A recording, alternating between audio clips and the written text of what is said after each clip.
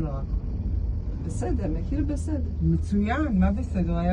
בתקופה שאני קניתי זה עלה 80 שקל, אז זה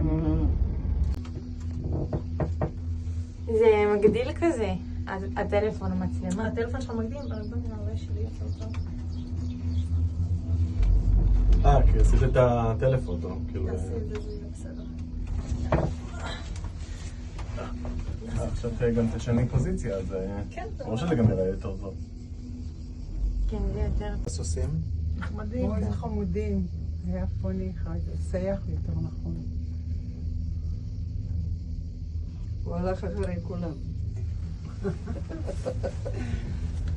הגיעו לסלט. מה, שרקתי את זה? שכחתי מזה בכלל. אוקיי. 20 יורו. אוקיי, מ-20 יורו נשאר לי 3 יורו. מה קניתי? כלום.